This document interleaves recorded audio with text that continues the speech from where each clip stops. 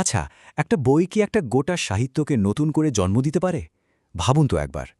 আজ আমরা ঠিক এমনই এক বিশাল যাকে বলে যুগান্তকারী একটা বাংলা ফ্যান্টাসি উপন্যাস অগ্নির গভীরে যাব। বলা হচ্ছে এই বইটা নাকি ঠিক এই কাজটা করারই ক্ষমতা রাখে। তো চলুন আর দেরি না করে এই মহাকাব্যের জগতে ডুব দেওয়া যাক। তো প্রথমে আসা যাক এই আগুনি জিনিসটা আসলে কি। এটা কিন্তু শুধু বইটার নাম না, এটা হলো এই গল্পের জগতের ভেতরে একটা, বলা যায় একটা কিংবদন্তির মতো পরীক্ষা। এমন এক অগ্নি পরীক্ষা যেখানে জিততে পারলে সারা জীবনের জন্য গৌরব পাওয়া যায়, একদম ভাগ্যের চাকা ঘুরে যায়। কিন্তু কাজটা মোটেও সোজা না। এর জন্য একটা অসম্ভব কঠিন পথ পেরোতে হয়, মারতে হয় এক বিশাল আগুন নিঃশ্বাসী তেজস্রিপকে। এই বইটা যে কতটা গুরুত্বপূর্ণ তা বোঝানোর জন্য হয়তো এই একটা কথাই যথেষ্ট। সমালোচকরা সোজাসুজি বলছেন, বাংলা ফ্যান্টাসি সাহিত্যে আগুনের মতো কাজ এর আগে কখনো হয়নি। ভাবা যায়, এই একটা বাক্যই কিন্তু বইটার বিশালতা আর এটা যে কতটা মৌলিক তার পরিচয় দিয়ে দেয়। এই বিশাল গল্পটা সহজে বোঝার জন্য আমরা কয়েকটা ধাপে এগোব। প্রথমে দেখব এর মহাকাব্যিক দিকটা, তারপর এক যোদ্ধার অগ্নি অভিযান, এরপর একটা ষড়যন্ত্রে ভরা নগরীর গল্প, আর লেখকের তৈরি করা সেই বিস্ময়ের জগৎ। আর সবশেষে আলোচনা করব কেন এটাকে একটা যুগান্তকারী সৃষ্টি বলা হচ্ছে। তো প্রথম পর্ব, আগুনি, এক বাংলা মহাকাব্য। দেখুন, এই বইটার গল্পটা না দুটো আলাদা পথে একসাথে এগোয়। একদিকে আছে এক যোদ্ধার ব্যক্তিগত অভিযান, তার নিজের লক্ষ্য পূরণের গল্প, আর ঠিক তার পাশাপাশিই চলছে একটা গোটা শহরের ভাগ্য নিয়ে রাজনৈতিক ষড়যন্ত্রের খেলা। এই দুটো গল্প মিলেই তৈরি হয়েছে আগুনির বিশাল ক্যানভাস। এবার আসি দ্বিতীয় পর্বে, এক যোদ্ধার অগ্নি অভিযান, বীরের যাত্রা। চলুন গল্পের প্রথম আর সবচেয়ে জরুরি সুতোটা দিয়েই শুরু করা যাক। এই গল্পটা এর নায়ককে নিয়ে, তার ব্যক্তিগত যাত্রার কাহিনী, এক কঠিন লক্ষ্যের দিকে এগিয়ে যাওয়ার গল্প, যেখানে পদে পদে বিপদ।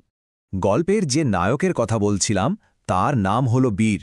সে একজন যোদ্ধা, কিন্তু নিজের পেশা, নিজের অতীত সব পেছনে ফেলে দিয়েছে। কেন? কারণ তার জীবনে এখন একটাই লক্ষ্য, আগুনি পরীক্ষাটা শেষ করা। আর এই লক্ষ্য পূরণের জন্যই সে চলেছে শুক্তিনগরের দিকে। পথটা যে কতটা কঠিন হতে চলেছে তার কোনো ধারণাই নেই। সে শুধু জানে তার জীবনের সবচেয়ে বড় পরীক্ষাটা ওখানেই তার জন্য অপেক্ষা করছে। বীর কিন্তু এই যাত্রায় একা নয়, পথে তার সাথে কয়েকজনের দেখা হয়। যেমন ধরুন মধু দামাদ, যে কিনা একজন বেশ বাচাল উকিল।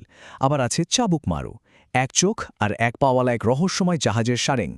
এরা তো গেল সঙ্গী, কিন্তু বীরের সবচেয়ে বড় বিপদটা যেন ছায়ার মতো তার পিছু নিয়েছে। তার নাম নাথু। সেও আরেকজন প্রতিযোগী, একই লক্ষ্যের দিকে এগোচ্ছে, কিন্তু তার পথটা তৈরি হচ্ছে রক্ত আর হিংসা দিয়ে। এখানেই তো গল্পের আসল উত্তেজনাটা তৈরি হচ্ছে, তাই না? দুই যোদ্ধা, দুজনের গায়েই একই উল্কি, লক্ষ্য একটাই। ভাবুন তো, যখন এই বীর আর হিংস্র নাথু মুখোমুখি হবে তখন ঠিক কি ঘটবে। দুজনের লক্ষ্য এক হলেও পথ কিন্তু একদম আলাদা। বোঝাই যাচ্ছে ওদের মধ্যে একটা সংঘাত হবেই, আর সেই সংঘাতের ফলাফলই হয়তো পুরো গল্পের মোড় ঘুরিয়ে দেবে। আচ্ছা, এবার আসি তৃতীয় পর্বে, ষড়যন্ত্রের নগরী, শুক্তিনগরের রাজনীতি। বীরের ব্যক্তিগত অভিযানের গল্পটা থেকে একটু সরে এসে এবার আমরা ঢুকব গল্পের দ্বিতীয় জগতে, শুক্তিনগরে।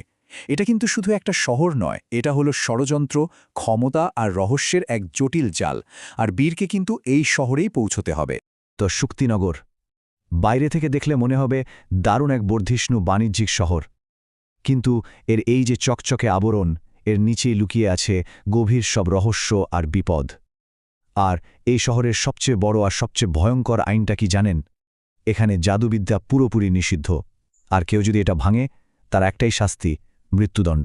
শুক্তিনগরের সমস্যাটা কিন্তু শুধু শহরের ভেতরেই না, বাইরেও আছে। ওদের প্রতিবেশী রাজ্য বহুমিকার সাথে সম্পর্কটা একদম সাপে নেউলে। বাণিজ্য নিয়ে দুজনের মধ্যে একটা ঠান্ডা লড়াই চলছে, আর এই পরিস্থিতি এতটাই খারাপ যে কোনো মুহূর্তে একটা ভয়ঙ্কর যুদ্ধ বেঁধে যেতে পারে। আর সেরকম কিছু হলে এই শহরের অস্তিত্বই বিপদে পড়ে যাবে। শহরের ভেতরেও কিন্তু ক্ষমতার লড়াইটা কম নয়, একরকম নীরব যুদ্ধ চলছে। প্রশ্ন হল, আসল ক্ষমতাটা কার হাতে? একদিকে আছে পুরনো অভিজাত চৌধুরী পরিবার, অন্যদিকে 10 চক্রের মতো শক্তিশালী বণিক সংঘ, যাদের মধ্যে লবণচক্র সবচেয়ে প্রভাবশালী। আবার পর্দার আড়ালে লুকিয়ে আছে নিষিদ্ধ জাদুচক্র। আর এই সব কিছুর মধ্যে এক দাসের ছেলে থেকে সেনাপতি হয়ে ওঠা নাপো, তার উত্থান এই পুরো সমীকরণটাকে আরও জটিল করে তুলেছে। এই যে এত রাজনৈতিক উত্তেজনা, এর মধ্যেই যেন আগুনে ঘি ঢালার মতো একটা ঘটনা ঘটল। শহরে এক নতুন রহস্যের জন্ম হলো। বণিকদের এলাকায় একের পর এক রহস্যজনক আগুন লাগতে শুরু করল। আর গোটা শহরের বাতাসে তখন একটাই প্রশ্ন, একটাই গুঞ্জন, কিংবদন্তির সেই অগ্নিজাদুকর লুদভিগ, সে কি ফিরে এসেছে? এবার চতুর্থ পর্ব, বিস্ময়ের জগৎ। চলুন এবার গল্পের কাহিনী থেকে একটু বেরিয়ে লেখকের তৈরি করা এই অসাধারণ জগতের কিছু বিশেষ উপাদানের দিকে তাকানো যাক। এই জিনিসগুলোই কিন্তু বইটাকে একদম অন্য মাত্রায় নিয়ে গেছে। এই গল্পের একেবারে কেন্দ্রে আছে এক পৌরাণিক প্রাণী, যার নাম তেজস্রেপ। এরা কিন্তু সাধারণ ড্রাগনের মতো নয়, এদের একটা বিশেষত্ব আছে। এদের শরীরের ভেতরে আগুন তৈরি হতে বহু বছর, এমনকি কয়েক যুগও লেগে যেতে পারে। আর সেই আগুনই হলো ওদের শক্তির আসল উৎস। আগুনি পরীক্ষার চূড়ান্ত লক্ষ্যটাই হলো এদের মধ্যে সবচেয়ে শক্তিশালী একজনকে খুঁজে বের করে তাকে মারা। এই বইটার সবচেয়ে আকর্ষণীয় দিকগুলোর একটা হলো লেখকের ভাষা। ভাবুন, তিনি একটাও ইংরেজি শব্দ ব্যবহার করেননি। এটা বাংলা সাহিত্যে একটা খুবই বিরল আর সাহসী পদক্ষেপ। তিনি ঝলসি, ডোরাবাগ বা মার্গের মতো শব্দ দিয়ে সম্পূর্ণ বাংলায় একটা নতুন জগৎ তৈরি করেছেন। আর এই নতুন শব্দগুলোই জগৎটাকে আরও বেশি জীবন্ত, আরও বিশ্বাসযোগ্য করে তুলেছে। আর লেখকের তৈরি এই জগৎটা কিন্তু শুধু শুক্তিনগর বা তার আশপাশেই থেমে নেই। জং দ্বীপের মতো জায়গা, যা কিনা তলোয়ারের জন্য বিখ্যাত, সেখান থেকে শুরু করে সবুজ সায়র, টিং সায়র, লাল সায়রের মতো বিশাল বিশাল সমুদ্র পর্যন্ত এর বিস্তার। এই বিশালতাই গল্পটাকে একটা সত্যিকারের মহাকাব্যিক রূপ দিয়েছে। এবং আমাদের শেষ পর্ব, এক যুগান্তকারী সৃষ্টি। চলুন এবার সবশেষে একবার দেখে নেওয়া যাক ঠিক কি কারণে সমালোচকরা এই বইটাকে বাংলা সাহিত্যের জন্য একটা মাইল ফলক হিসাবে দেখছেন, কেন এটা এতটা গুরুত্বপূর্ণ। বইটার মূল শক্তি কিন্তু কয়েকটা জায়গায়। প্রথমত এর ভাষাশৈলী, যা একদম সহজ, সুন্দর আর খাঁটি বাংলা, কোনো ইংরেজি শব্দ নেই। দ্বিতীয়ত এর চরিত্রগুলো, এমনকি ছোটখাটো চরিত্রেরও একটা উদ্দেশ্য আছে, একটা প্রভাব আছে গল্পে। তৃতীয়ত এর রসবোধ, খুব বুদ্ধিদীপ্ত আর ঠিক জায়গায় ব্যবহার করা হয়েছে। আর সবশেষে এর জগৎ নির্মাণ, রাজনীতি, ধর্ম, ভূগোল সবকিছু খুব যত্ন নিয়ে তৈরি। এই সবকিছু মিলিয়েই আগুনই একটা অনবদ্য সৃষ্টি হয়ে উঠেছে।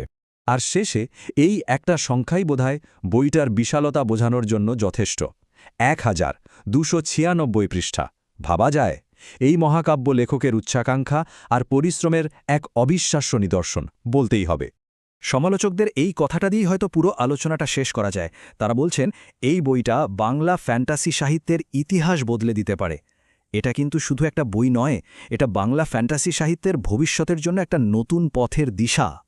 তো এখন ভাবার বিষয় এটাই, সত্যিই কি একটা মাত্র বই একটা গোটা সাহিত্যধারার ভবিষ্যৎ বদলে দিতে পারে? তার ইতিহাসকে নতুন করে লেখার ক্ষমতা কি একটা বইয়ের থাকতে পারে?